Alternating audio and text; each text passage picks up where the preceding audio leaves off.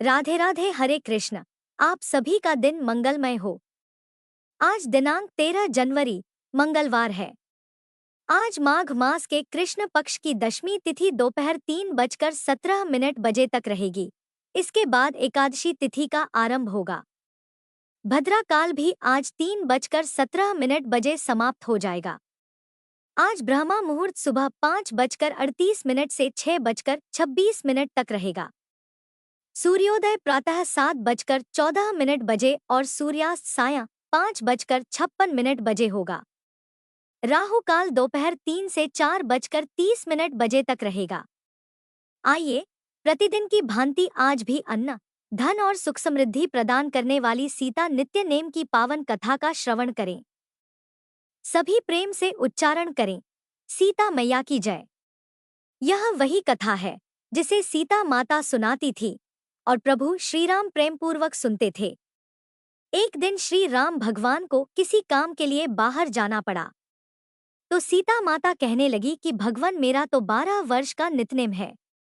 अब आप बाहर जाएंगे तो मैं अपनी कहानी किसे सुनाऊंगी? तब श्री राम ने कहा कि सीते, आप कुएं की पाल पर जाकर बैठ जाना और वहां पर जो भी औरतें पानी भरने आएंगी उन्हें अपनी कहानी सुना दिया करना। सीता माता कुएं की पाल पर जाकर बैठ गई। तभी एक स्त्री आई। उसने रेशम की जरी की साड़ी पहन रखी थी और सोने का घड़ा ले रखा था। सीता माता उसे देखकर कहने लगी, बहन, मेरा 12 वर्ष का नितनेम सुन लो। पर वह स्त्री बोली कि मैं तुम्हारा नितनेम सुनूंगी तो मुझे तो घर जाने में देर हो जाएगी और मेरी सास मुझसे झगड़ा करेगी। इसलिए उसने कहानी नहीं सुनी और अपने घर चली गई।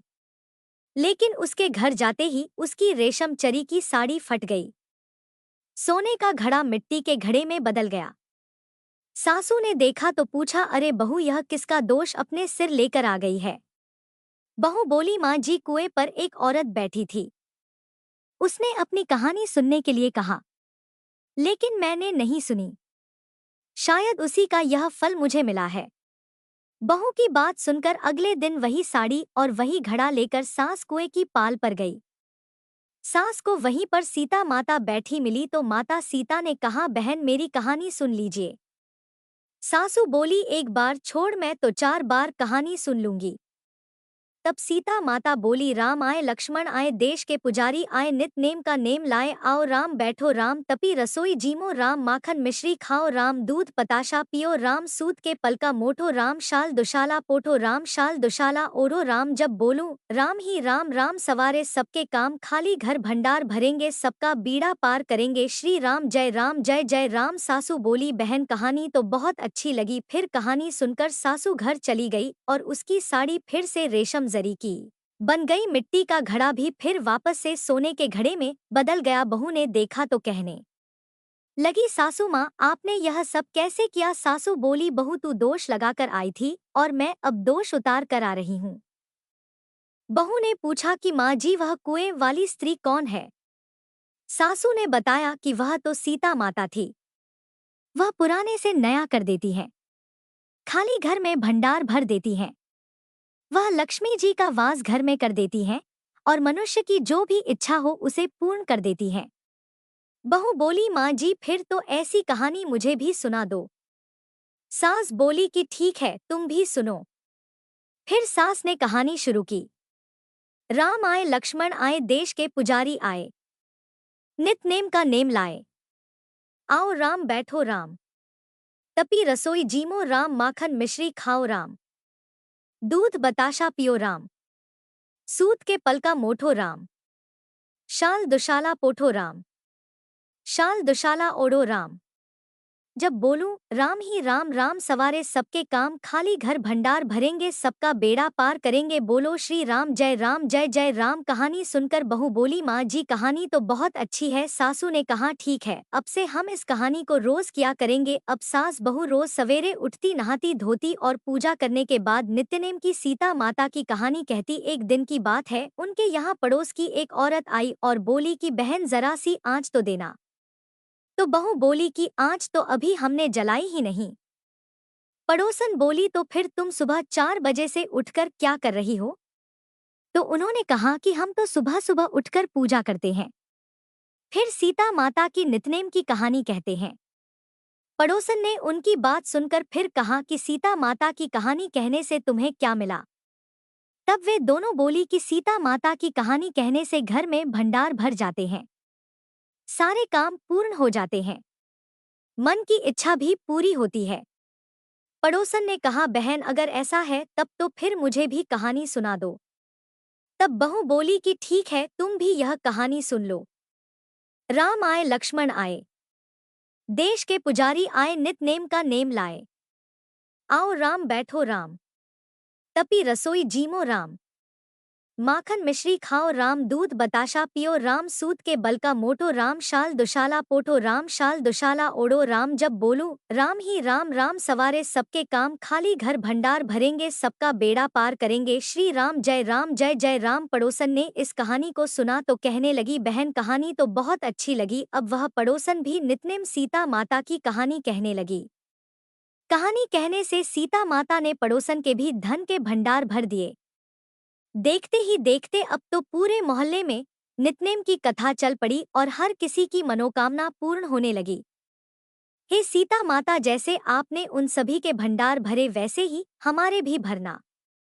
कहानी कहने वाले, सुनने वाले और हुंकार भरने वाले सबके भरना। सभी प्रेम से बोलिए सीता मैया की जय। अब सुनिए माघ मास महात्म्य का आज का अध्याय। यमदूत कहने लगे, मध्याह्न के समय आया, अतिथि मूर्ख पंडित वेद पाठी या पापी कोई भी हो ब्रह्मा के समान है, जो रात्रि के थके हुए भूखे ब्राह्मण को अन्न जल देता है।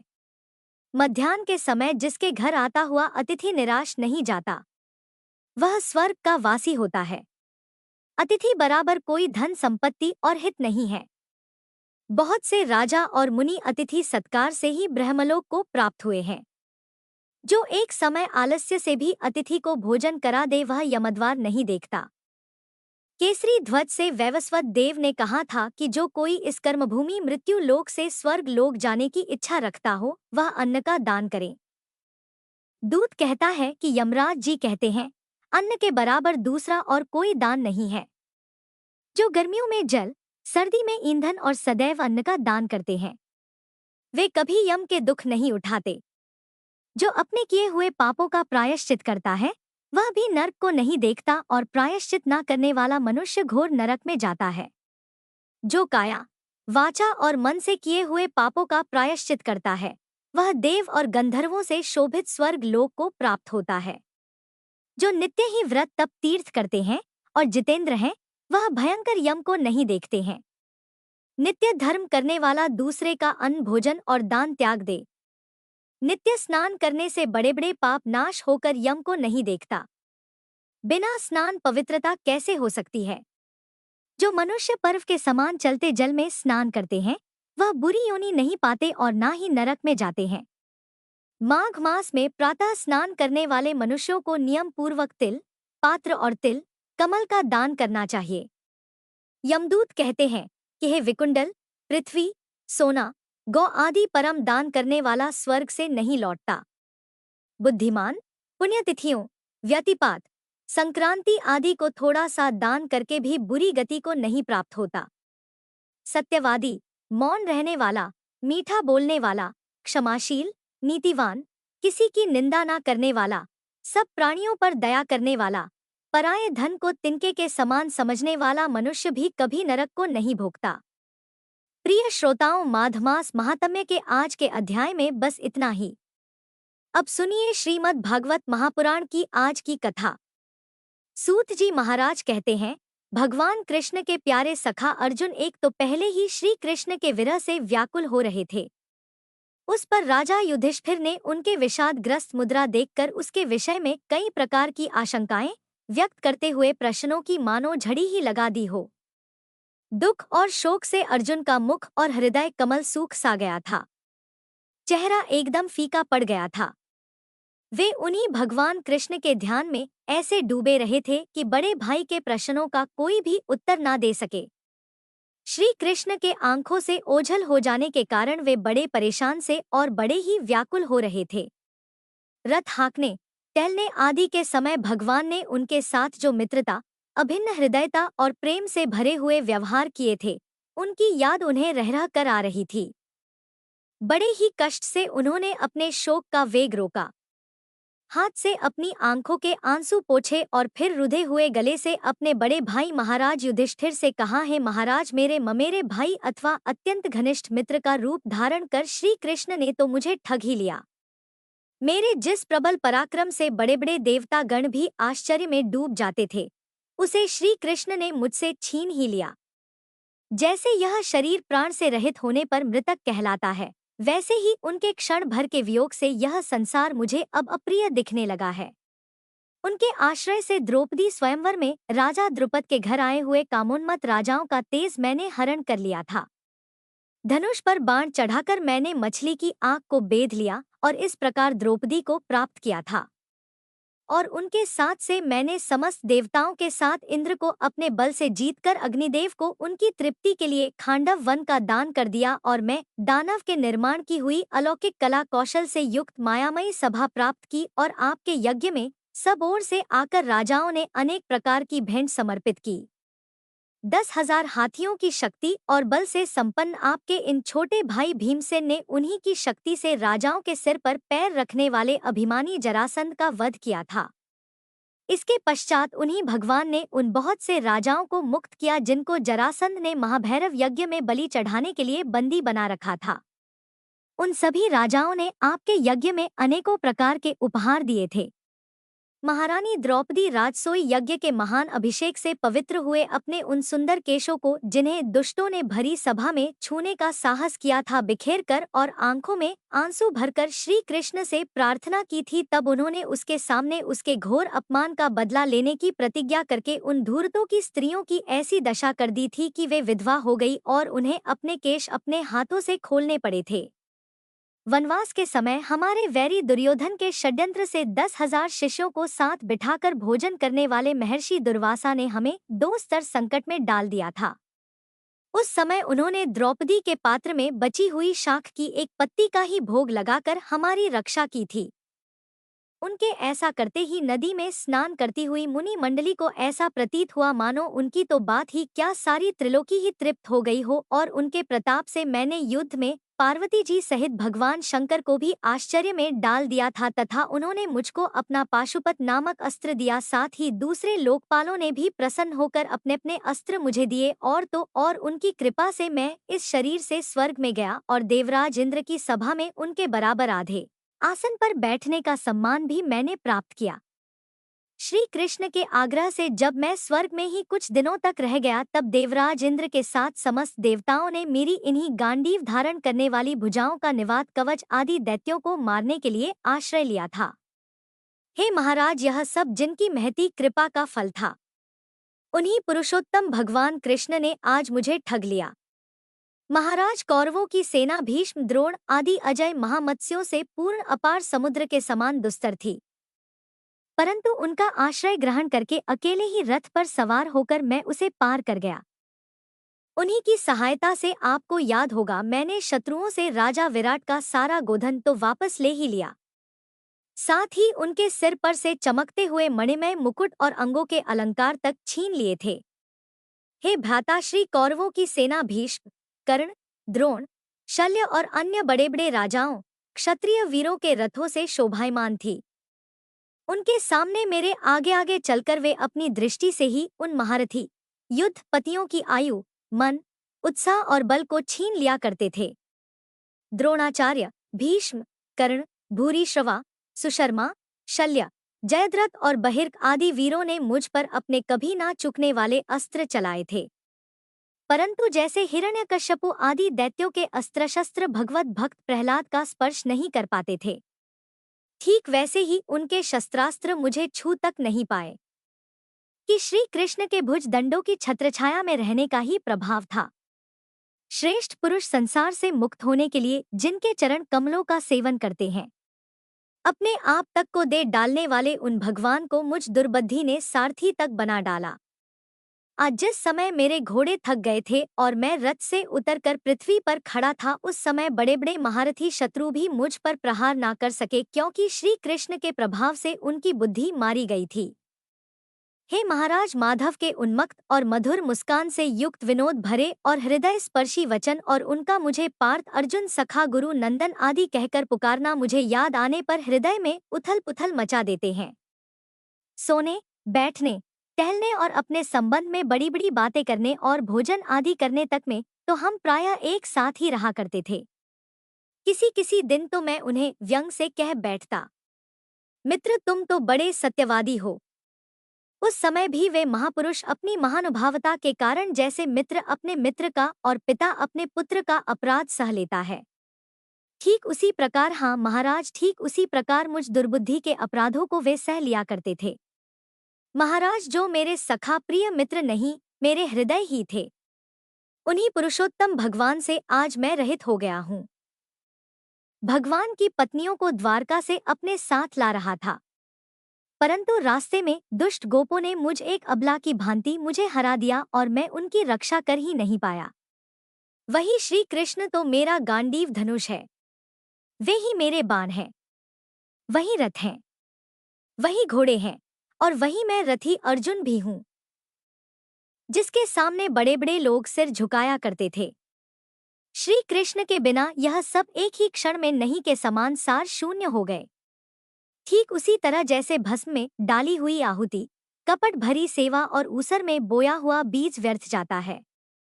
हे राजन, आपने द्वारकावासी जिन सुहृदय संबंधियों की बात पूछी है, वे ब्राह्मणों के श्रापवश मोहग्रस्त हो गए और वारुणी मदिरा के पान से मदद होकर अजनबियों की भांति आपस में ही एक दूसरे से भिड़ गए और घूंसों से मारपीट करके सब के सब नष्ट हो गए। उनमें से केवल 4-5 ही बचे हैं। वास्तव में यह सर्वशक्तिमान भगवान की ही लीला है कि संसार के प्राणी परस्पर एक दूसरे का पालन पोषण भी करते हैं और एक दूसरे को मार भी डालते हैं। हे राजन, जिस प्रकार जलचरों में बड़े जंतु छोटों को, बलवान दुर्बलों को और बड़े और बलवान भी परस्पर एक दूसरे को खा जाते हैं, उसी प्रकार अतिशय बली और बड़े यदुवंशों के द्वारा भगवान ने दूसरे राजाओं का संहार कराया। इसके बाद यदुवंशियों के द्वारा ही एक से दूसरे यदुवंश का नाश कराकर पूर्ण रूप से पृथ्वी का भार उतार दिया। भगवान कृष्ण ने मुझे जो शिक्षाएं दी थी वे देश, काल और प्रयोजन के अनुरूप और हृदय के ताप को शांत करने वाली थी। उनका ध्यान आते ही वे हमारे मन का हरण कर लेती हैं। सूत जी कहते हैं, इस प्रकार प्रगाढ़ प्रेम से भगवान श्री कृष्ण के चरण कमलों का चिंतन करते करते अर्जुन की चित्तवृत्ति अत्यंत निर्मल और शांत हो गई। भक्ति के वेग ने उनके हृदय को मत कर उसमें से सारे विकारों को बाहर निकाल दिया। उन्हें युद्ध के प्रारंभ में भगवान के द्वारा उपदेश किया हुआ गीता ज्ञान पुनः स्मरण हो आया, जिसके काल के व्यवधान और कर्मों के विस्तार के कारण प्रमादवश कुछ दिनों के लिए वे स्मृति हो गई थी, अर्थात वे भूल चुके थे। ब्रह्मा ज्ञान की प्राप्ति से माया का आवरण भंग होकर गुणातीत अवस्था प्राप्त हो गई, सूक्ष्म शरीर भंग हो गया। वे शोक और जन्म मृत्यु के चक्र से सर्वथा मुक्त हो गए। भगवान के स्वधाम गमन और यदुवंश के संहार का वृतांत सुनकर निश्चल मति युधिष्ठिर ने स्वर्गारोहण का निश्चय किया। कुंती ने भी अर्जुन के मुख से यदुवंशों के नाश और भगवान के स्वर्ग धाम गमन की बात सुनकर अनन्य भक्ति से अपने हृदय को भगवान श्री कृष्ण में लगा दिया और सदा के लिए इस जन्म मृत्यु रूप संसार से अपना मुंह मोड़ लिया। भगवान श्री कृष्ण ने लोक दृष्टि में जिन यादव शरीर से पृथ्वी का भार उतारा था उसका वैसे ही परित्याग कर दिया जैसे कोई कांटे से कांटा निकालकर फिर दोनों को ही फेंक देता हो। भगवान की दृष्टि में तो दोनों ही समान थे। जैसे वे एक नट के समान मत्स्य आदि रूप धारण करते हैं और फिर उनका त्याग कर देते हैं, वैसे ही उन्होंने जिस यादव शरीर से पृथ्वी का भार दूर किया था उसे त्याग भी दिया। जिनकी मधुर लीलाएं सुनने लायक है, उन भगवान श्री कृष्ण ने जब अपने मनुष्य के इस शरीर का पृथ्वी पर परित्याग कर दिया, उसी दिन विचारहीन लोगों को अधर्म में फंसाने वाला कलयुग आधम का महाराज युधिष्ठिर से कलयुग का फैलना छिपा नहीं रह पाया।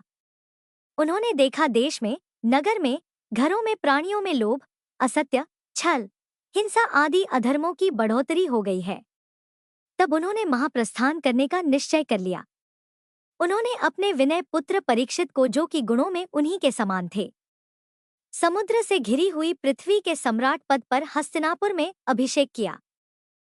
उन्होंने मथुरा में शूरसेन अधिपति रूप में अनिरुद्ध के पुत्र वज्र का अभिषेक किया। इसके बाद समर्थ युधिष्ठिर ने प्रजापत्य यज्ञ करके आहनीय आदि अग्नियों को अपने में लीन कर दिया, अर्थात गृहस्थ आश्रम के धर्म से मुक्त होकर उन्होंने संन्यास ग्रहण कर लिया। युधिष्ठिर ने अपने सब वस्त्राभूषण आदि वहीं पर छोड़ दिए और ममता और अहंकार से रहित होकर अपने समस्त बंधन भी काट डाले। उन्होंने दृढ़ भावना से वाणी को मन में, मन को प्राण में, प्राण को अपान में और अपान को उसकी क्रिया के साथ मृत्यु में और मृत्यु को पंचभूत में शरीर में लीन कर लिया। इस प्रकार शरीर को मृत्यु रूप अनुभव करके उन्होंने उसे त्रिगुण में मिला दिया। त्रिगुण को मूल प्रकृति में, सर्वकार रूपा प्रकृति को आत्मा में और आत्मा को अविनाशी ब्रह्मा में विलीन कर दिया। अब उन्हें यह अनुभव होने लगा था कि यह संपूर्ण दृश्य प्रपंच ब्रह्मा स्वरूप है। इसके पश्चात उन्होंने शरीर पर चीर वस्त्र धारण कर लिया, अन्न जल का त्याग कर लिया, मौन ले लिया और केश खोलकर बिखेर लिए। वे अपने रूप को ऐसे दिखाने लगे जैसे कोई जड़ उन्मत्त या पिशाच हो। फिर वे बिना किसी की राह देखे बहरे की तरह बिना किसी की बात सुने घर से निकल पड़े, हृदय में उस परब्रह्म का ध्यान करते हुए जिसको प्राप्त करके फिर कभी वापस लौटना नहीं होता। उन्होंने उत्तर दिशा की तरफ यात्रा की, जिस ओर पहले बड़े बड़े महात्मा जन भी जा चुके हैं। भीमसेन, अर्जुन आदि युधिष्ठिर के छोटे भाइयों ने भी देखा कि अब पृथ्वी में सभी लोगों को अधर्म के सहायक कलयुग ने प्रभावित कर रखा है। इसलिए वे भी श्री कृष्ण चरणों की प्राप्ति का दृढ़ निश्चय करके अपने बड़े भाई के पीछे चल पड़े। उन्होंने जीवन के सभी लाभ भलीभांति प्राप्त कर लिए थे, इसलिए यह निश्चय करके कि भगवान श्री कृष्ण के चरण कमल ही अब हमारे परम पुरुषार्थ हैं, उन्होंने हृदय में धारण कर लिया। पांडवों के हृदय में भगवान श्री कृष्ण के चरण कमलों के ध्यान से भक्ति भाव उमड़ आया। उनकी बुद्धि सर्वथा शुद्ध होकर भगवान श्री कृष्ण के उस सर्वोत्कृष्ट स्वरूप में अनन्य भाव से स्थिर हो गई जिसमें निष्पाप पुरुष ही स्थिर हो पाते हैं। इसके फलस्वरूप उन्होंने अपने विशुद्ध अंतःकरण से स्वयं ही वह गति प्राप्त की जो विषसक्त दुष्ट मनुष्यों को कभी प्राप्त नहीं हो सकती। संयमी और श्री कृष्ण के प्रेमावेश में मुक्त भगवन में विदुर जी ने भी अपने शरीर को प्रभास क्षेत्र में त्याग दिया। उस समय उन्हें लेने के लिए आए हुए पितरों के साथ वे अपने लोक अर्थात यमलोक को चले गए। द्रौपदी ने देखा कि अब पांडव लोग निरपेक्ष हो गए हैं, तब वे अनन्य प्रेम से भगवान श्री कृष्ण का चिंतन करके उन्हें ही प्राप्त हो गई। भगवान के प्यारे भक्त पांडवों के महाप्रयाण की इस परम पवित्र और मंगलमय कथा को जो पुरुष श्रद्धा से सुनता है वो निश्चय ही भगवान की भक्ति और मोक्ष प्राप्त करता है। जुए के खेल में जब सभी पांडव हार गए तब वे अपना राजपाट भी हार चुके थे। ऐसे में उन्हें 12 वर्ष का वनवास और 1 वर्ष का अज्ञातवास भी काटना पड़ा। जब सभी पांडव वनवास को जाने लगे तो राजा धृतराष्ट्र ने विदुर जी से पूछा कि पांडव किस प्रकार वन में जा रहे हैं, मुझे उसका वर्णन सुनाओ। तब विदुर जी ने धृतराष्ट्र को बताया कि हे महाराज, धर्मराज युधिष्ठिर अपनी आंखें बंद किए हुए हैं कि कहीं उनकी क्रोधपूर्ण आंखों के सामने पड़कर कौरव भस्म न हो जाए, और भीम अपनी मजबूत बाहें फैलाकर दिखाते जा रहे हैं कि समय आने पर मैं अपने बाहुबल से कौरवों का नाश कर दूंगा। अर्जुन धूल उड़ाते हुए चल रहे हैं और यह इस बात का संकेत है कि वे युद्ध के समय ऐसी ही बाण वर्षा करेंगे। और वन को जाते हुए सहदेव ने अपने मुंह पर धूल मल रखी है जिससे कोई उनका चेहरा ना देख पाए, और नकुल ने तो अपने सारे शरीर पर ही धूल मल ली है। महाराज, इसका अर्थ है कि नकुल चाहते हैं कि मेरा सहज और सुंदर रूप देखकर कहीं स्त्रियां मोहित ना हो जाएं, और द्रौपदी केवल एक ही वस्त्र पहने केश खोलकर रोते हुए जा रही है। उन्होंने चलते समय कहा है कि जिनके कारण मेरी यह दुर्दशा हुई है उनकी स्त्रियां भी आज से 14वें वर्ष के बाद अपने परिवारजनों की मृत्यु से दुखी होकर ठीक इसी प्रकार हस्तिनापुर में प्रवेश करेंगी।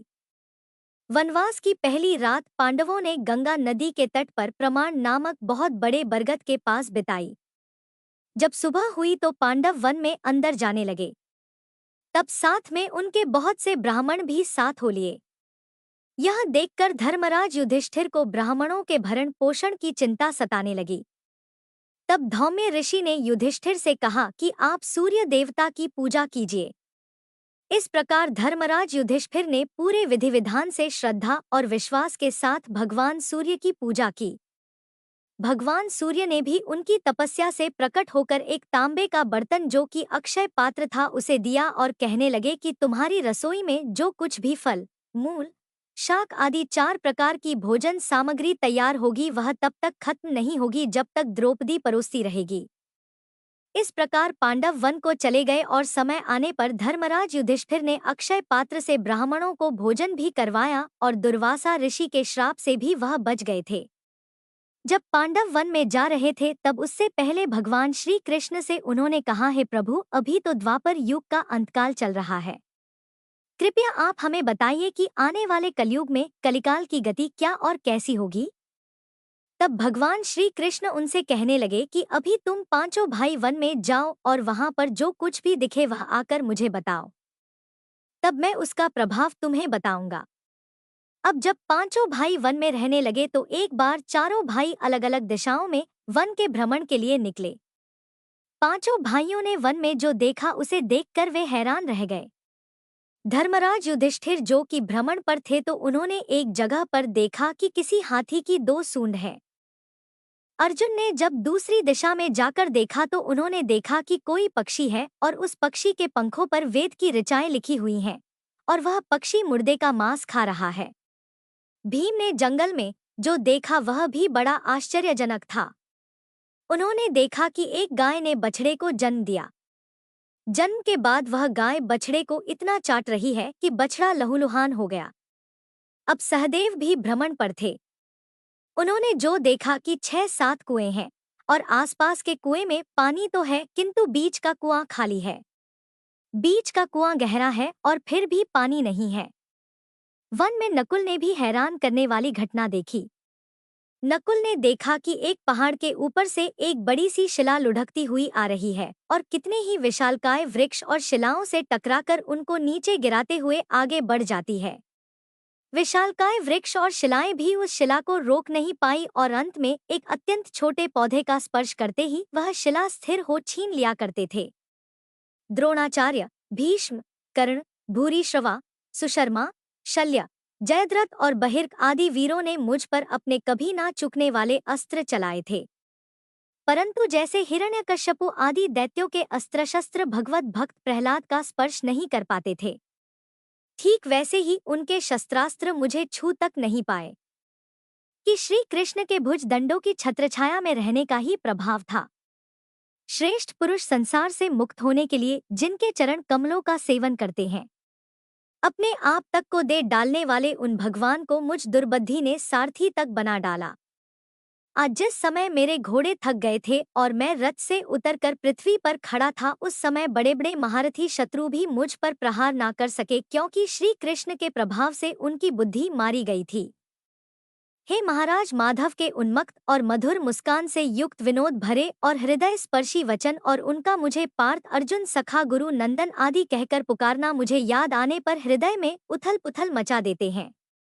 सोने, बैठने, टहलने और अपने संबंध में बड़ी बड़ी बातें करने और भोजन आदि करने तक में तो हम प्रायः एक साथ ही रहा करते थे। किसी किसी दिन तो मैं उन्हें व्यंग से कह बैठता, मित्र तुम तो बड़े सत्यवादी हो। उस समय भी वे महापुरुष अपनी महानुभावता के कारण जैसे मित्र अपने मित्र का और पिता अपने पुत्र का अपराध सह लेता है, ठीक उसी प्रकार, हाँ महाराज, ठीक उसी प्रकार मुझ दुर्बुद्धि के अपराधों को वे सह लिया करते थे। महाराज, जो मेरे सखा प्रिय मित्र नहीं मेरे हृदय ही थे, उन्हीं पुरुषोत्तम भगवान से आज मैं रहित हो गया हूँ। भगवान की पत्नियों को द्वारका से अपने साथ ला रहा था, परंतु रास्ते में दुष्ट गोपों ने मुझ एक अबला की भांति मुझे हरा दिया और मैं उनकी रक्षा कर ही नहीं पाया। वही श्री कृष्ण तो मेरा गांडीव धनुष है, वे ही मेरे बाण हैं, वही रथ हैं, वही घोड़े हैं और वही मैं रथी अर्जुन भी हूँ, जिसके सामने बड़े बड़े लोग सिर झुकाया करते थे। श्री कृष्ण के बिना यह सब एक ही क्षण में नहीं के समान सार शून्य हो गए। ठीक उसी तरह जैसे भस्म में डाली हुई आहुति, कपट भरी सेवा और ऊसर में बोया हुआ बीज व्यर्थ जाता है। हे राजन, आपने द्वारकावासी जिन सुहृदय संबंधियों की बात पूछी है वे ब्राह्मणों के श्रापवश मोहग्रस्त हो गए और वारुणी मदिरा के पान से मदद होकर अजनबियों की भांति आपस में ही एक दूसरे से भिड़ गए और घूंसों से मारपीट करके सब के सब नष्ट हो गए। उनमें से केवल 4-5 ही बचे हैं। वास्तव में यह सर्वशक्तिमान भगवान की ही लीला है कि संसार के प्राणी परस्पर एक दूसरे का पालन पोषण भी करते हैं और एक दूसरे को मार भी डालते हैं। हे राजन, जिस प्रकार जलचरों में बड़े जंतु छोटों को, बलवान दुर्बलों को और बड़े और बलवान भी परस्पर एक दूसरे को खा जाते हैं, उसी प्रकार अतिशय बली और बड़े यदुवंशों के द्वारा भगवान ने दूसरे राजाओं का संहार कराया। इसके बाद यदुवंशियों के द्वारा ही एक से दूसरे यदुवंश का नाश कराकर पूर्ण रूप से पृथ्वी का भार उतार दिया। भगवान कृष्ण ने मुझे जो शिक्षाएं दी थी वे देश, काल और प्रयोजन के अनुरूप और हृदय के ताप को शांत करने वाली थी। उनका ध्यान आते ही वे हमारे मन का हरण कर लेती हैं। सूत जी कहते हैं, इस प्रकार प्रगाढ़ प्रेम से भगवान श्री कृष्ण के चरण कमलों का चिंतन करते करते अर्जुन की चित्तवृत्ति अत्यंत निर्मल और शांत हो गई। भक्ति के वेग ने उनके हृदय को मत कर उसमें से सारे विकारों को बाहर निकाल दिया। उन्हें युद्ध के प्रारंभ में भगवान के द्वारा उपदेश किया हुआ गीता ज्ञान पुनः स्मरण हो आया, जिसके काल के व्यवधान और कर्मों के विस्तार के कारण प्रमादवश कुछ दिनों के लिए वे स्मृति हो गई थी, अर्थात वे भूल चुके थे।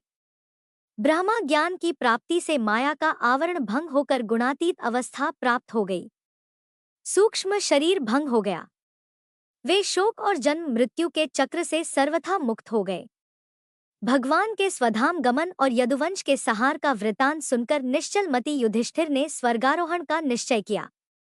कुंती ने भी अर्जुन के मुख से यदुवंशों के नाश और भगवान के स्वर्ग धाम गमन की बात सुनकर अनन्य भक्ति से अपने हृदय को भगवान श्री कृष्ण में लगा दिया और सदा के लिए इस जन्म मृत्यु रूप संसार से अपना मुंह मोड़ लिया। भगवान श्री कृष्ण ने लोक दृष्टि में जिन यादव शरीर से पृथ्वी का भार उतारा था उसका वैसे ही परित्याग कर दिया जैसे कोई कांटे से कांटा निकालकर फिर दोनों को ही फेंक देता हो। भगवान की दृष्टि में तो दोनों ही समान थे।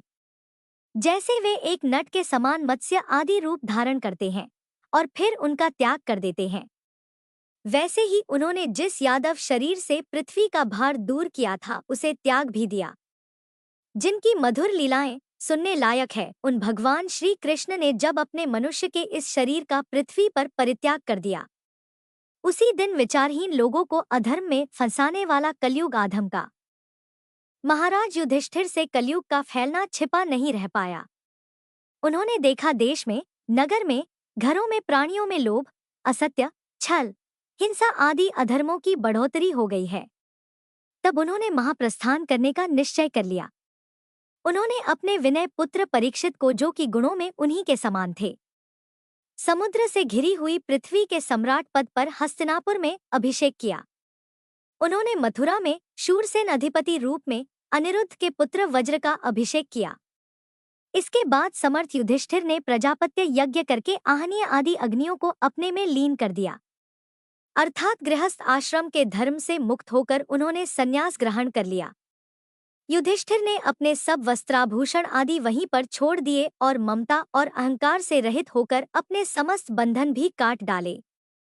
उन्होंने दृढ़ भावना से वाणी को मन में, मन को प्राण में, प्राण को अपान में और अपान को उसकी क्रिया के साथ मृत्यु में और मृत्यु को पंचभूत में शरीर में लीन कर लिया। इस प्रकार शरीर को मृत्यु रूप अनुभव करके उन्होंने उसे त्रिगुण में मिला दिया। त्रिगुण को मूल प्रकृति में, सर्वकार रूपा प्रकृति को आत्मा में और आत्मा को अविनाशी ब्रह्मा में विलीन कर दिया। अब उन्हें यह अनुभव होने लगा था कि यह संपूर्ण दृश्य प्रपंच ब्रह्मा स्वरूप है। इसके पश्चात उन्होंने शरीर पर चीर वस्त्र धारण कर लिया, अन्न जल का त्याग कर लिया, मौन ले लिया और केश खोलकर बिखेर लिए। वे अपने रूप को ऐसे दिखाने लगे जैसे कोई जड़ उन्मत्त या पिशाच हो। फिर वे बिना किसी की राह देखे बहरे की तरह बिना किसी की बात सुने घर से निकल पड़े, हृदय में उस परब्रह्म का ध्यान करते हुए जिसको प्राप्त करके फिर कभी वापस लौटना नहीं होता। उन्होंने उत्तर दिशा की तरफ यात्रा की, जिस ओर पहले बड़े बड़े महात्मा जन भी जा चुके हैं। भीमसेन, अर्जुन आदि युधिष्ठिर के छोटे भाइयों ने भी देखा कि अब पृथ्वी में सभी लोगों को अधर्म के सहायक कलयुग ने प्रभावित कर रखा है। इसलिए वे भी श्री कृष्ण चरणों की प्राप्ति का दृढ़ निश्चय करके अपने बड़े भाई के पीछे चल पड़े। उन्होंने जीवन के सभी लाभ भलीभांति प्राप्त कर लिए थे, इसलिए यह निश्चय करके कि भगवान श्री कृष्ण के चरण कमल ही अब हमारे परम पुरुषार्थ हैं, उन्होंने हृदय में धारण कर लिया। पांडवों के हृदय में भगवान श्री कृष्ण के चरण कमलों के ध्यान से भक्ति भाव उमड़ आया। उनकी बुद्धि सर्वथा शुद्ध होकर भगवान श्री कृष्ण के उस सर्वोत्कृष्ट स्वरूप में अनन्य भाव से स्थिर हो गई जिसमें निष्पाप पुरुष ही स्थिर हो पाते हैं। इसके फलस्वरूप उन्होंने अपने विशुद्ध अंतःकरण से स्वयं ही वह गति प्राप्त की जो विषसक्त दुष्ट मनुष्यों को कभी प्राप्त नहीं हो सकती। संयमी और श्री कृष्ण के प्रेमावेश में मुक्त भगवन्मय विदुर जी ने भी अपने शरीर को प्रभास क्षेत्र में त्याग दिया। उस समय उन्हें लेने के लिए आए हुए पितरों के साथ वे अपने लोक अर्थात यमलोक को चले गए। द्रौपदी ने देखा कि अब पांडव लोग निरपेक्ष हो गए हैं। तब वे अनन्य प्रेम से भगवान श्री कृष्ण का चिंतन करके उन्हें ही प्राप्त हो गई। भगवान के प्यारे भक्त पांडवों के महाप्रयाण की इस परम पवित्र और मंगलमय कथा को जो पुरुष श्रद्धा से सुनता है वो निश्चय ही भगवान की भक्ति और मोक्ष प्राप्त करता है। जुए के खेल में जब सभी पांडव हार गए तब वे अपना राजपाट भी हार चुके थे। ऐसे में उन्हें 12 वर्ष का वनवास और 1 वर्ष का अज्ञातवास भी काटना पड़ा। जब सभी पांडव वनवास को जाने लगे तो राजा धृतराष्ट्र ने विदुर जी से पूछा कि पांडव किस प्रकार वन में जा रहे हैं, मुझे उसका वर्णन सुनाओ।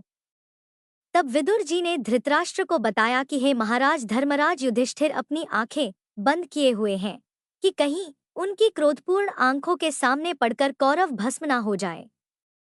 और भीम अपनी मजबूत बाहें फैलाकर दिखाते जा रहे हैं कि समय आने पर मैं अपने बाहुबल से कौरवों का नाश कर दूंगा। अर्जुन धूल उड़ाते हुए चल रहे हैं और यह इस बात का संकेत है कि वे युद्ध के समय ऐसी ही बाण वर्षा करेंगे। और वन को जाते हुए सहदेव ने अपने मुंह पर धूल मल रखी है जिससे कोई उनका चेहरा ना देख पाए, और नकुल ने तो अपने सारे शरीर पर ही धूल मल ली है। महाराज, इसका अर्थ है कि नकुल चाहते हैं कि मेरा सहज और सुंदर रूप देखकर कहीं स्त्रियां मोहित ना हो जाएं, और द्रौपदी केवल एक ही वस्त्र पहने केश खोलकर रोते हुए जा रही है। उन्होंने चलते समय कहा है कि जिनके कारण मेरी यह दुर्दशा हुई है उनकी स्त्रियां भी आज से 14वें वर्ष के बाद अपने परिवारजनों की मृत्यु से दुखी होकर ठीक इसी प्रकार हस्तिनापुर में प्रवेश करेंगी। वनवास की पहली रात पांडवों ने गंगा नदी के तट पर प्रमाण नामक बहुत बड़े बरगद के पास बिताई। जब सुबह हुई तो पांडव वन में अंदर जाने लगे। तब साथ में उनके बहुत से ब्राह्मण भी साथ हो लिए। यह देखकर धर्मराज युधिष्ठिर को ब्राह्मणों के भरण पोषण की चिंता सताने लगी। तब धौम्य ऋषि ने युधिष्ठिर से कहा कि आप सूर्य देवता की पूजा कीजिए। इस प्रकार धर्मराज युधिष्ठिर ने पूरे विधि विधान से श्रद्धा और विश्वास के साथ भगवान सूर्य की पूजा की। भगवान सूर्य ने भी उनकी तपस्या से प्रकट होकर एक तांबे का बर्तन जो कि अक्षय पात्र था उसे दिया और कहने लगे कि तुम्हारी रसोई में जो कुछ भी फल, मूल, शाक आदि 4 प्रकार की भोजन सामग्री तैयार होगी वह तब तक खत्म नहीं होगी जब तक द्रौपदी परोसती रहेगी। इस प्रकार पांडव वन को चले गए और समय आने पर धर्मराज युधिष्ठिर ने अक्षय पात्र से ब्राह्मणों को भोजन भी करवाया और दुर्वासा ऋषि के श्राप से भी वह बच गए थे। जब पांडव वन में जा रहे थे तब उससे पहले भगवान श्री कृष्ण से उन्होंने कहा, हे प्रभु, अभी तो द्वापर युग का अंतकाल चल रहा है। कृपया आप हमें बताइए कि आने वाले कलयुग में कलिकाल की गति क्या और कैसी होगी। तब भगवान श्री कृष्ण उनसे कहने लगे कि अभी तुम पांचों भाई वन में जाओ और वहां पर जो कुछ भी दिखे वह आकर मुझे बताओ, तब मैं उसका प्रभाव तुम्हें बताऊंगा। अब जब पांचों भाई वन में रहने लगे तो एक बार चारों भाई अलग अलग दिशाओं में वन के भ्रमण के लिए निकले। पांचों भाइयों ने वन में जो देखा उसे देखकर वे हैरान रह गए। धर्मराज युधिष्ठिर जो कि भ्रमण पर थे तो उन्होंने एक जगह पर देखा कि किसी हाथी की 2 सूंड है। अर्जुन ने जब दूसरी दिशा में जाकर देखा तो उन्होंने देखा कि कोई पक्षी है और उस पक्षी के पंखों पर वेद की ऋचाएं लिखी हुई हैं और वह पक्षी मुर्दे का मांस खा रहा है। भीम ने जंगल में जो देखा वह भी बड़ा आश्चर्यजनक था। उन्होंने देखा कि एक गाय ने बछड़े को जन्म दिया। जन्म के बाद वह गाय बछड़े को इतना चाट रही है कि बछड़ा लहूलुहान हो गया। अब सहदेव भी भ्रमण पर थे। उन्होंने जो देखा कि 6-7 कुएं हैं और आसपास के कुएं में पानी तो है किंतु बीच का कुआं खाली है। बीच का कुआं गहरा है और फिर भी पानी नहीं है। वन में नकुल ने भी हैरान करने वाली घटना देखी। नकुल ने देखा कि एक पहाड़ के ऊपर से एक बड़ी सी शिला लुढ़कती हुई आ रही है और कितने ही विशालकाय वृक्ष और शिलाओं से टकराकर उनको नीचे गिराते हुए आगे बढ़ जाती है। विशालकाय वृक्ष और शिलाएं भी उस शिला को रोक नहीं पाई और अंत में एक अत्यंत छोटे पौधे का स्पर्श करते ही वह शिला स्थिर हो गई, एक जगह पर ही रुक गई। इस प्रकार पांचों भाइयों ने जंगल से लौटकर श्री कृष्ण को अपने अपने अनुभव सुनाए। सबसे पहले धर्मराज युधिष्ठिर ने कहा कि हे श्री कृष्ण, मैंने तो पहली बार 2 सूंड वाला हाथी देखा और यह मेरे लिए बड़ा आश्चर्यजनक था। तब श्री कृष्ण कहने लगे कि हे धर्मराज, अब तुम कलिकाल की सुनो। कलयुग में ऐसे लोगों का राज होगा जो दोनों ओर से शोषण करेंगे, बोलेंगे कुछ और करेंगे कुछ और। उनके मन में कुछ और होगा और कर्म में कुछ और होगा। ऐसे ही लोगों का राज्य होगा कलयुग में। इससे पहले तुम राज्य कर लो। धर्मराज युधिष्ठिर के बाद अर्जुन ने कहा कि हे मधुसूदन, मैंने तो जो कुछ भी देखा वह इससे कहीं ज्यादा आश्चर्यजनक था। मैंने देखा कि एक पक्षी के पंखों पर वेद की ऋचाई लिखी हुई है और वह पक्षी मुर्दे का मांस खा रहा है। इसका क्या अर्थ हो सकता है? तब भगवान कृष्ण कहते हैं, इस प्रकार कलयुग में ऐसे लोग रहेंगे जो बड़े ज्ञानी और ध्यानी कहलाएंगे। वे ज्ञान की चर्चा तो करेंगे लेकिन उनके आचरण राक्षसी प्रवृत्ति के होंगे। बड़े पंडित और विद्वान कहलाएंगे किंतु वे यही देखते रहेंगे कि कौन सा मनुष्य मरे और हमारे नाम अपनी संपत्ति कर जाए। अब अर्जुन के बाद भीम ने भी अपना अनुभव सुनाया। भीम ने कहा कि मैंने देखा कि एक गाय अपने बछड़े को इतना चाटती है, इतना चाटती है कि उसका बछड़ा लहूलुहान हो जाता है, उसके शरीर से रक्त टपकने लगता है। तब श्री कृष्ण कहते हैं कि कलयुग का मनुष्य शिशुपाल हो जाएगा। कलयुग में बालकों के लिए ममता के कारण इतना करेगा कि उन्हें अपने विकास का अवसर ही नहीं मिलेगा और मोह माया में ही घर बर्बाद हो जाएगा। किसी का बेटा घर छोड़कर साधु बनेगा तो हजारों व्यक्ति दर्शन करेंगे, किंतु यदि अपना बेटा साधु बनता होगा तो रोएंगे कि मेरे बेटे का क्या होगा। इतनी ममता होगी कि उसे मोह माया और परिवार में ही बांध कर रखेंगे और उसका जीवन वहीं समाप्त हो जाएगा। अंत में बेचारा अनाथ होकर मर भी जाएगा। भीम के बाद सहदेव ने भी पूछा, है मधुसूदन, मैंने जो देखा उसका क्या अर्थ हो सकता है? मैंने तो यह देखा था कि 5 से 7 कुएं तो भरे हुए थे लेकिन उनके बीच का कुआं जो कि सबसे ज्यादा गहरा भी था वो एकदम पानी से खाली था। ऐसा कैसे संभव हो सकता है? तब श्री कृष्ण कहने लगे कि कलयुग में धना लोग लड़के लड़की के विवाह में, मकान के उत्सव में, छोटे बड़े उत्सवों में तो लाखों रुपए खर्च कर देंगे, परंतु पड़ोस में ही यदि कोई भूखा प्यासा होगा तो यह नहीं देखेंगे कि उसका पेट भरा है या नहीं। उनका अपना ही सगा भूख से मर जाएगा और वे देखते रहेंगे। दूसरी ओर मौज मस्ती, मदिरा, मांस भक्षण, सुंदरता और व्यसन में पैसे तो उड़ा देंगे लेकिन उनके मन में इतनी दया नहीं होगी कि किसी रोते हुए के आंसू पोंछ लें।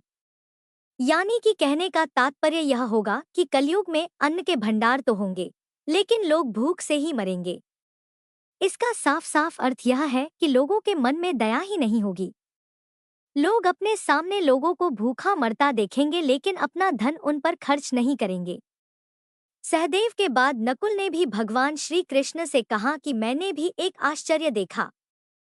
हे प्रभु, मैंने तो यह देखा कि एक बड़ी सी चट्टान पहाड़ पर से लुढ़की और अपने साथ न जाने कितने बड़े बड़े मजबूत पेड़ों को उखाड़ती चली गई। साथ ही अपने साथ छोटी छोटी और बड़ी बड़ी चट्टानों को भी उखाड़ती चली गई। उसे कोई रोक नहीं पाया, लेकिन एक छोटे से नन्हे से पौधे से टकराते ही वो चट्टान रुक गई और अपनी ही जगह पर स्थिर हो गई। इसका क्या अर्थ हो सकता है? तब श्री कृष्ण कहने लगे, कलयुग में मानव का मन नीचे गिरेगा और उसका जीवन पतित होता चला जाएगा। यह पतित जीवन धन की शिलाओं से नहीं रुकेगा, ना ही सत्ता के वृक्षों से रुकेगा, किंतु भगवान के नाम से एक छोटे से पौधे से, हरि कीर्तन के एक छोटे से पौधे से, भगवान का नाम लेने से, केवल भगवान में अपना ध्यान लगाने से ही मनुष्य का पतन होना रुक सकता है। इस प्रकार भगवान श्री कृष्ण ने पांचों पांडवों को उनके द्वारा देखी गई आश्चर्यजनक घटनाओं का वर्णन सुना दिया, जो कि कलयुग से ही संबंधित था। आइए अब रसपान करते हैं श्रीमद् भागवत महापुराण की कथा के प्रथम स्कंध के 16वें अध्याय का। सूत जी कहते हैं, हे शौनक जी, पांडवों के महाप्रयाण के पश्चात भगवान के परम भक्त राजा परीक्षित श्रेष्ठ ब्राह्मणों की शिक्षा के अनुसार पृथ्वी का शासन करने लगे। उनके जन्म के समय ज्योतिषियों ने उनके संबंध में जो कुछ भी कहा था, वास्तव में वे सभी महान गुण उनमें विद्यमान भी थे। उन्होंने उत्तर की पुत्री इरावती से विवाह किया। इससे उन्होंने जन्मेजय आदि 4 पुत्र उत्पन्न किए और कृपाचार्य को आचार्य बनाकर उन्होंने गंगा नदी के तट पर 3 अश्वमेध यज्ञ किए, जिनमें ब्राह्मणों को पुष्प दक्षिणा दी गई। उन यज्ञों में देवताओं ने प्रत्यक्ष रूप में प्रकट होकर अपना अपना भाग ग्रहण किया था। एक बार दिग्विजय करते समय उन्होंने देखा कि शूद्र के रूप में कलयुग राजा का वेश धारण करके एक गाय और बैल के जोड़ों को ठोकरों से मार रहा है। तब उन्होंने उसे बलपूर्वक पकड़कर उसे दंड दिया।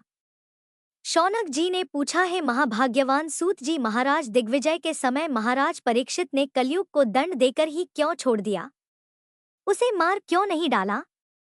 क्योंकि राजा का वेश धारण करने पर भी था तो वह अधम शूद्र ही जिसने गाय को लात से मारा था। यदि यह प्रसंग भगवान श्री कृष्ण की लीला से अथवा उनके चरण कमलों के मकरंद रस का पान करने वाले रसिक महानुभावों से यदि संबंध रखता हो तो अवश्य कहिए। दूसरी व्यर्थ की बातों से भला क्या लाभ? उनमें तो आयु व्यर्थ नष्ट होती है। प्यारे सूत जी, जो लोग चाहते तो हैं मोक्ष, परंतु अल्पायु होने के कारण मृत्यु से ग्रस्त हो रहे हैं, उनके कल्याण के लिए भगवान यम का आह्वान करके उन्हें यहाँ शांति कर्म में नियुक्त कर दिया गया है। जब तक यमराज यहाँ इस कर्म में नियुक्त हैं, तब तक किसी की मृत्यु नहीं होगी। मृत्यु से ग्रस्त मनुष्य लोक के जीव भी भगवान की सुधातुल्य लीला कथा का पान कर सकें, इसीलिए महर्षि योनि ने भगवान यम को वहां बुलाया था। एक तो अल्पायु और दूसरी कम समझ। ऐसी अवस्था में संसार के मंद भाग्य विषय पुरुषों की आयु व्यर्थ ही तो बीती जा रही है, नींद में रात और व्यर्थ के कामों में दिन। तब सूत जी ने कहा, है शकाद ऋषियों, जिस समय राजा परीक्षित अपने देश में सम्राट के रूप में निवास कर रहे थे, राज्य कर रहे थे, उस समय उन्होंने सुना कि मेरी सेना द्वारा सुरक्षित साम्राज्य में कलयुग का प्रवेश हो गया है। इस समाचार से उन्हें दुख तो अवश्य हुआ, परंतु यह सोचकर कि युद्ध करने का अवसर हाथ लगा, वे उतने दुखी नहीं हुए। इसके बाद युद्धवीर राजा परीक्षित ने धनुष हाथ में ले लिया। वे श्याम वर्ण के घोड़ों से जूते हुए सिंह की ध्वजा वाले सुसज्जित रथ पर सवार होकर दिग्विजय करने के लिए अपने नगर से बाहर निकल पड़े। उस समय रथ, हाथी, घोड़े और पैदल सेना उनके साथ साथ चल रही थी। उन्होंने भद्राश्व, केतुमाल, भारत, उत्तर कुरु और किमपुरुष आदि सभी वर्षों को जीतकर वहां के राजाओं से भेंट ली। उन्हें उन सभी देशों में हर तरफ अपने पूर्वज महात्माओं का सुयश ही सुनने को मिला। उस यशोगान से पद पद पर भगवान श्री कृष्ण की महिमा प्रकट होती थी। इसके साथ ही उन्हें यह भी सुनने मिलता था कि भगवान श्री कृष्ण ने अश्वत्थामा के ब्रह्मास्त्र की ज्वाला से किस प्रकार उनकी रक्षा की थी। यदुवंशी और पांडवों में परस्पर कितना प्रेम था और पांडवों की भगवान श्री कृष्ण में कितनी भक्ति थी। जो लोग उन्हें यह चरित्र सुनाते, उन पर राजा परीक्षित बड़े प्रसन्न होते थे। उनके नेत्र प्रेम से खिल उठते थे और वे बड़ी उदारता से उन्हें बहुमूल्य वस्त्र और मणियों के हार उपहार स्वरूप में दे दिया करते। वे सुनते थे कि भगवान श्री कृष्ण ने प्रेम परवश होकर पांडवों के सारथी का भी काम किया, उनके सभासद तक बने, यहाँ तक कि उनके मन के अनुसार कार्य करके उनकी सेवा भी की थी। उनके सखा तो वे थे ही, उनके दूत भी बन गए थे। अब वे रात को शस्त्र ग्रहण करके वीरासन पर बैठ जाते और शिविर का पहरा दिया करते। उनके पीछे चलते, स्तुति करते और प्रणाम करते। इतना ही नहीं, अपने प्रेमी पांडवों के चरणों में उन्होंने सारे जगत को झुका दिया।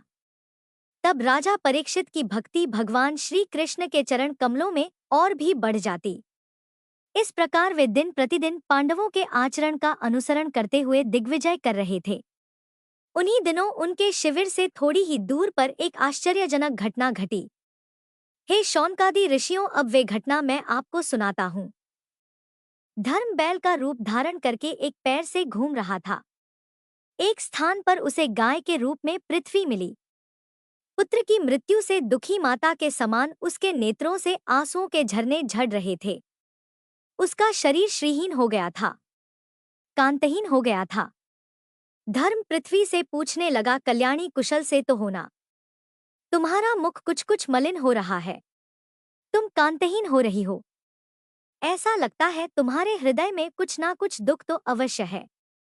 क्या तुम्हारा कोई संबंधी दूर देश में चला गया है, जिसके लिए तुम इतनी चिंता कर रही हो? कहीं तुम मेरी चिंता तो नहीं कर रही हो कि अब इसके 3 पैर टूट गए और एक ही पैर रह गया हो? संभव है तुम अपने लिए भी शोक कर रही हो कि अब शूद्र तुम्हारे ऊपर शासन करेंगे। तुम्हें इन देवताओं के लिए भी खेद हो सकता है। हे कल्याणी, जिन्हें अब यज्ञों में आहुति नहीं दी जाती, अथवा उस प्रजा के लिए भी जो वर्षा न होने के कारण अकाल और भूख से पीड़ित हो रही है। क्या तुम राक्षस सरीखे मनुष्यों के द्वारा सताई गई अबला स्त्रियों के लिए शोक कर रही हो? संभव है विद्या अब कुकर्मी ब्राह्मणों के चंगुल में पड़ गई है और ब्राह्मण विप्रत 2 ही राजाओं की सेवा करने में लगे हुए हैं और इसी का तुम्हें दुख हो।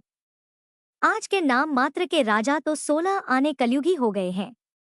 उन्होंने बड़े बड़े देशों को भी उजाड़ डाला है। क्या तुम उन राजाओं या देशों के लिए शोक कर रही हो? आज की जनता खानपान, वस्त्र, स्नान और स्त्री सहवास आदि में शास्त्रीय नियमों का पालन न करके स्वेच्छाचार कर रही है। क्या तुम इसके लिए दुखी हो? हे माँ पृथ्वी, अब समझ में आया। होना हो तुम्हें भगवान श्री कृष्ण की याद आ रही होगी, क्योंकि उन्होंने तुम्हारा भार उतारने के लिए ही तो अवतार लिया था और ऐसी ऐसी लीलाएं की थी जो मोक्ष का भी अवलंबन है। अब उनके लीला संवरण कर लेने पर उनके परित्याग से तुम दुखी हो रही हो। हे देवी, तुम तो धन रत्नों की खान हो। तुम अपने क्लेश का कारण जिससे तुम इतनी दुर्बल हो गई हो मुझे बताओ।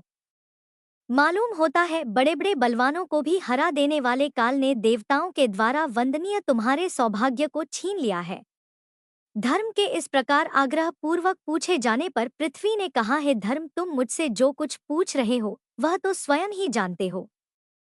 जिन भगवान के सहारे तुम सारे संसार को सुख पहुंचाने वाले अपने चारों चरणों से युक्त थे, जिनमें सत्य, पवित्रता, दया, क्षमा, त्याग, संतोष, कौशल, कांत, धैर्य, कोमलता, निर्भीकता आदि यह 39 अप्राकृत गुण औरत्वाकांक्षी पुरुषों के द्वारा वांछनीय और भी बहुत से महान गुण उनकी सेवा करने के लिए नित्य निरंतर निवास करते हैं।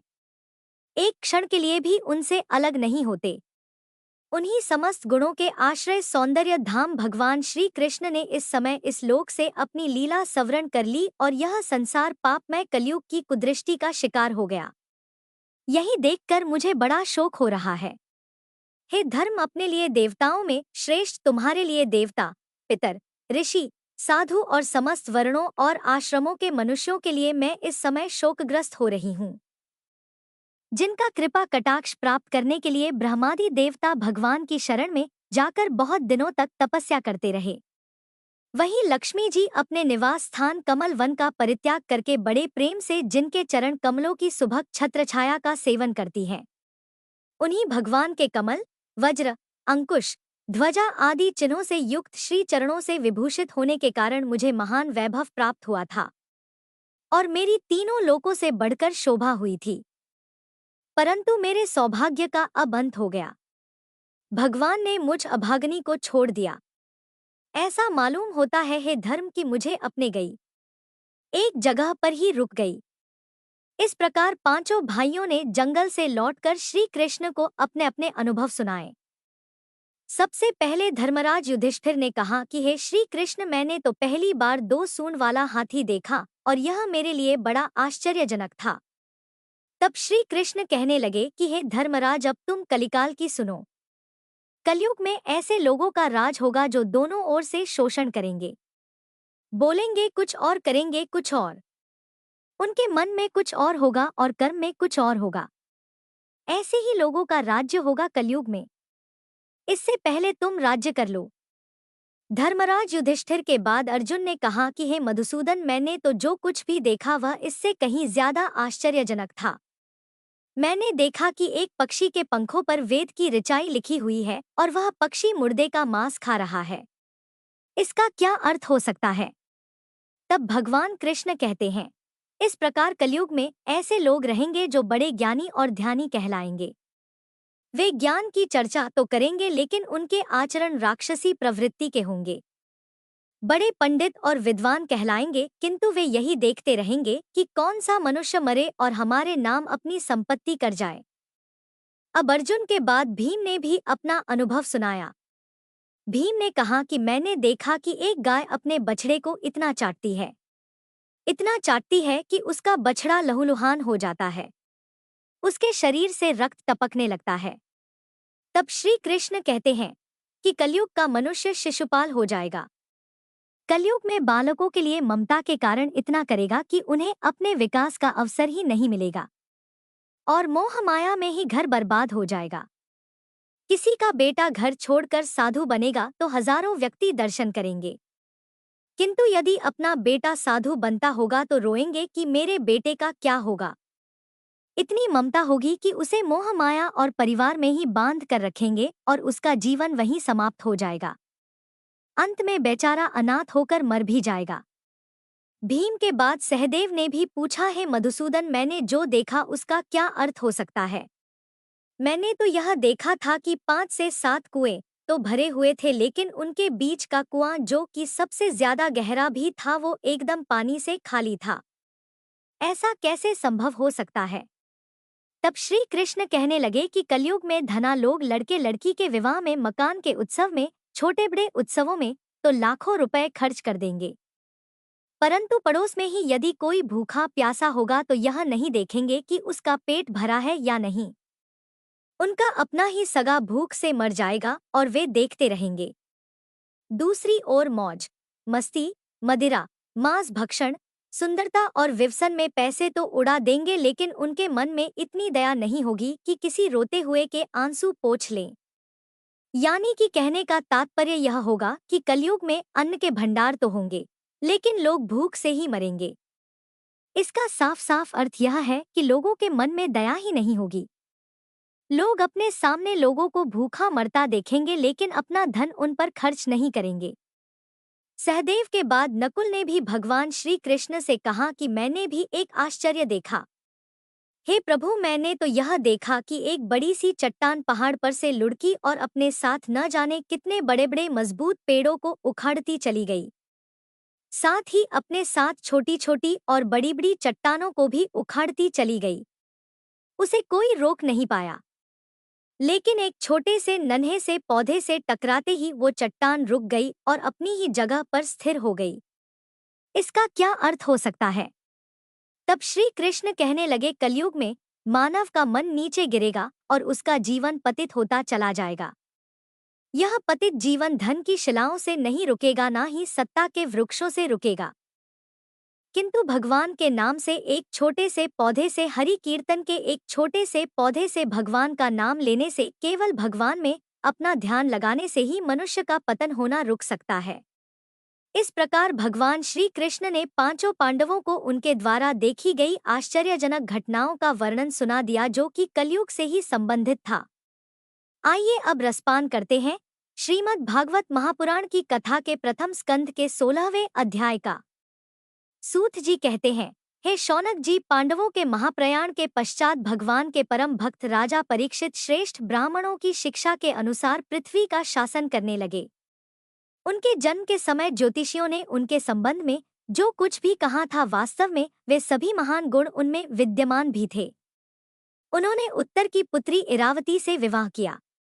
इससे उन्होंने जन्मेजय आदि 4 पुत्र उत्पन्न किए और कृपाचार्य को आचार्य बनाकर उन्होंने गंगा नदी के तट पर 3 अश्वमेध यज्ञ किए, जिनमें ब्राह्मणों को पुष्प दक्षिणा दी गई। उन यज्ञों में देवताओं ने प्रत्यक्ष रूप में प्रकट होकर अपना अपना भाग ग्रहण किया था। एक बार दिग्विजय करते समय उन्होंने देखा कि शूद्र के रूप में कलयुग राजा का वेश धारण करके एक गाय और बैल के जोड़ों को ठोकरों से मार रहा है। तब उन्होंने उसे बलपूर्वक पकड़कर उसे दंड दिया। शौनक जी ने पूछा, है महाभाग्यवान सूत जी, महाराज दिग्विजय के समय महाराज परीक्षित ने कलयुग को दंड देकर ही क्यों छोड़ दिया? उसे मार क्यों नहीं डाला? क्योंकि राजा का वेश धारण करने पर भी था तो वह अधम शूद्र ही जिसने गाय को लात से मारा था। यदि यह प्रसंग भगवान श्री कृष्ण की लीला से अथवा उनके चरण कमलों के मकरंद रस का पान करने वाले रसिक महानुभावों से यदि संबंध रखता हो तो अवश्य कहिए। दूसरी व्यर्थ की बातों से भला क्या लाभ? उनमें तो आयु व्यर्थ नष्ट होती है। प्यारे सूत जी, जो लोग चाहते तो हैं मोक्ष परंतु अल्पायु होने के कारण मृत्यु से ग्रस्त हो रहे हैं, उनके कल्याण के लिए भगवान यम का आह्वान करके उन्हें यहाँ शांति कर्म में नियुक्त कर दिया गया है। जब तक यमराज यहाँ इस कर्म में नियुक्त हैं, तब तक किसी की मृत्यु नहीं होगी। मृत्यु से ग्रस्त मनुष्य लोक के जीव भी भगवान की सुधातुल्य लीला कथा का पान कर सकें। इसीलिए महर्षि योनि ने भगवान यम को वहां बुलाया था। एक तो अल्पायु और दूसरी कम समझ। ऐसी अवस्था में संसार के मंद भाग्य विषय पुरुषों की आयु व्यर्थ ही तो बीती जा रही है। नींद में रात और व्यर्थ के कामों में दिन। तब सूत जी ने कहा, है शकाद ऋषियों, जिस समय राजा परीक्षित अपने देश में सम्राट के रूप में निवास कर रहे थे, राज्य कर रहे थे, उस समय उन्होंने सुना कि मेरी सेना द्वारा सुरक्षित साम्राज्य में कलयुग का प्रवेश हो गया है। इस समाचार से उन्हें दुख तो अवश्य हुआ, परंतु यह सोचकर कि युद्ध करने का अवसर हाथ लगा, वे उतने दुखी नहीं हुए। इसके बाद युद्धवीर राजा परीक्षित ने धनुष हाथ में ले लिया। वे श्याम वर्ण के घोड़ों से जूते हुए सिंह की ध्वजा वाले सुसज्जित रथ पर सवार होकर दिग्विजय करने के लिए अपने नगर से बाहर निकल पड़े। उस समय रथ, हाथी, घोड़े और पैदल सेना उनके साथ साथ चल रही थी। उन्होंने भद्राश्व, केतुमाल, भारत, उत्तर कुरु और किमपुरुष आदि सभी वर्षों को जीतकर वहां के राजाओं से भेंट ली। उन्हें उन सभी देशों में हर तरफ अपने पूर्वज महात्माओं का सुयश ही सुनने को मिला। उस यशोगान से पद पद पर भगवान श्री कृष्ण की महिमा प्रकट होती थी। इसके साथ ही उन्हें यह भी सुनने मिलता था कि भगवान श्री कृष्ण ने अश्वत्थामा के ब्रह्मास्त्र की ज्वाला से किस प्रकार उनकी रक्षा की थी।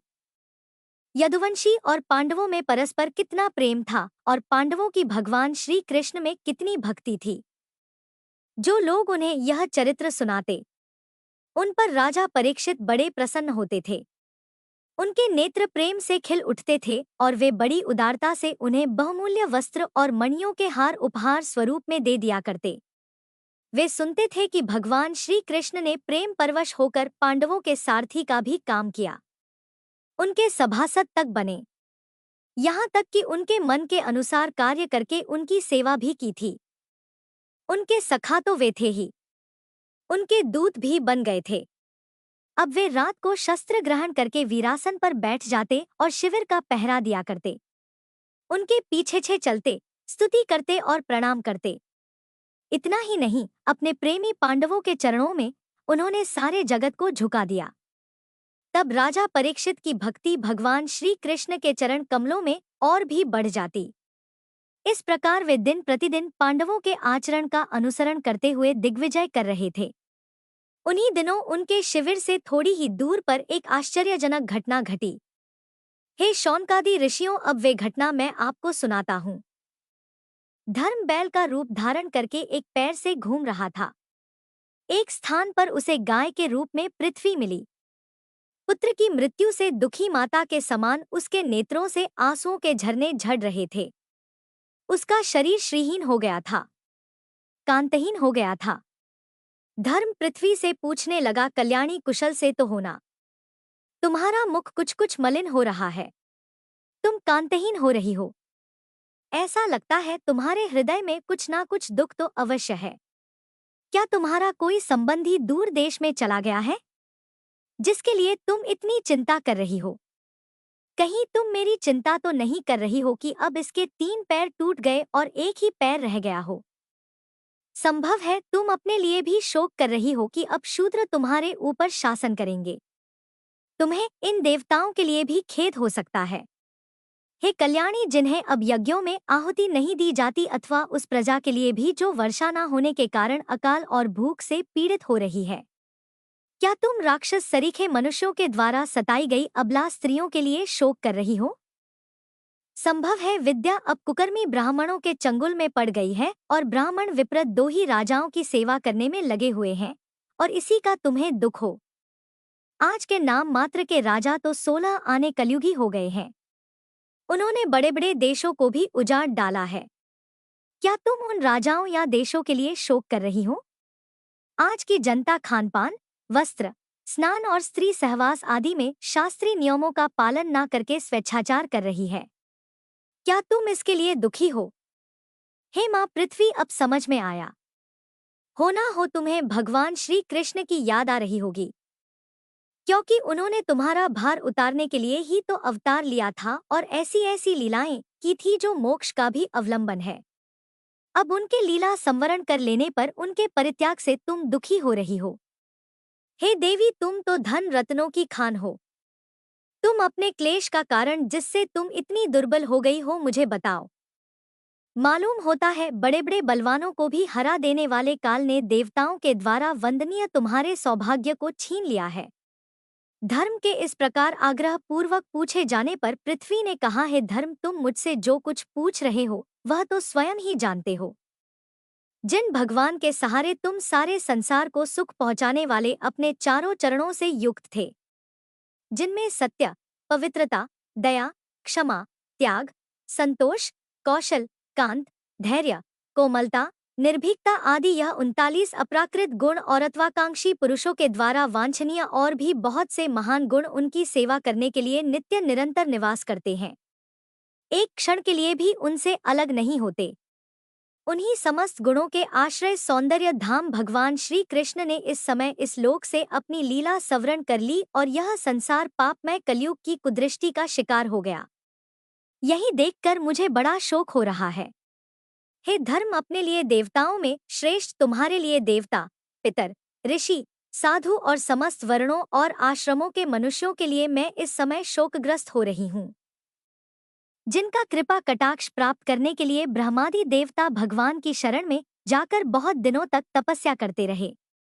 वहीं लक्ष्मी जी अपने निवास स्थान कमल वन का परित्याग करके बड़े प्रेम से जिनके चरण कमलों की सुभग छत्रछाया का सेवन करती हैं, उन्हीं भगवान के कमल, वज्र, अंकुश, ध्वजा आदि चिन्हों से युक्त श्री चरणों से विभूषित होने के कारण मुझे महान वैभव प्राप्त हुआ था और मेरी तीनों लोकों से बढ़कर शोभा हुई थी। परंतु मेरे सौभाग्य का अब अंत हो गया। भगवान ने मुझ अभागनी को छोड़ दिया। ऐसा मालूम होता है, हे धर्म, कि मुझे अपने सौभाग्य पर गर्व हो गया था और इसीलिए उन्होंने मुझे यह दंड दे दिया है। तुम अपने 3 चरणों के कम हो जाने से मन ही मन कुढ़ रहे थे, अतः अपने पुरुषार्थ से तुम्हें अपने अंदर ही अंदर सब अंगों से पूर्ण और स्वस्थ कर देने के लिए वे अत्यंत रमणीय श्याम सुंदर विग्रह से यदुवंश में प्रकट हुए और मेरे बड़े भारी भार को जो असुरवंशी राजाओं की सैकड़ों अक्षोहिणियों के रूप में यहाँ मौजूद था उसे नष्ट कर डाला, क्योंकि वे परम स्वतंत्र थे, जिन्होंने अपनी प्रेम भरी चितवन, मनोहर मुस्कान और मीठी मीठी बातों से सत्यभामा आदि मधुमयी मानिनियों के मान के साथ धीरज को भी छीन लिया था और जिनके चरण कमलों के स्पर्श से मैं निरंतर आनंद से पुलकित रहती थी। उन पुरुषोत्तम भगवान श्री कृष्ण का विरह भला कौन सह सकती है। इस प्रकार धर्म और पृथ्वी आपस में बातचीत कर ही रहे थे कि उसी समय राजर्षि परीक्षित पूर्व वाहिनी सरस्वती नदी के तट पर आ पहुंचे। हरे कृष्ण। इसके बाद जो कुछ भी हुआ उसका वृतांत आप सभी कल सुनिएगा। अब सुनिए लपसी और तपसी की कहानी। एक बार एक लपसी था, एक तपसी था। तपसी हमेशा भगवान की तपस्या में लीन रहता था। लप्स रोजाना 1.25 शेर की लापसी बनाकर भगवान को भोग लगाकर जीम लेता था।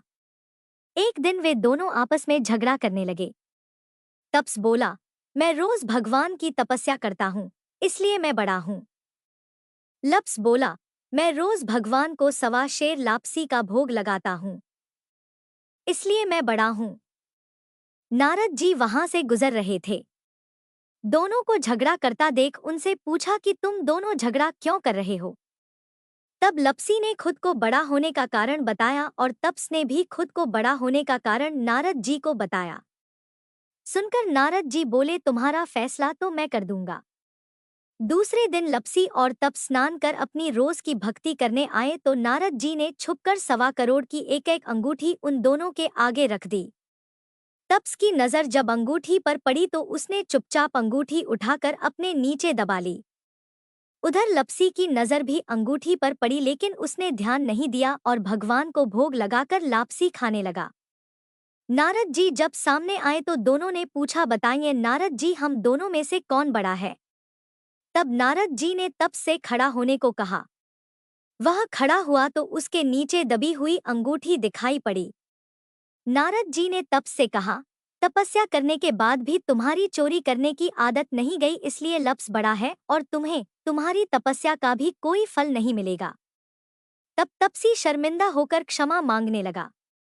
उसने नारद जी से पूछा, नारद जी, मेरी तपस्या का फल फिर मुझे कैसे मिलेगा? तब देवर्षि नारद जी ने बताया, अगर कोई गाय और कुत्ते की रोटी नहीं बनाएगा तो फल तुझे मिलेगा। अगर कोई ब्राह्मण को जमाकर दक्षिणा नहीं देगा तो फल तुझे मिलेगा।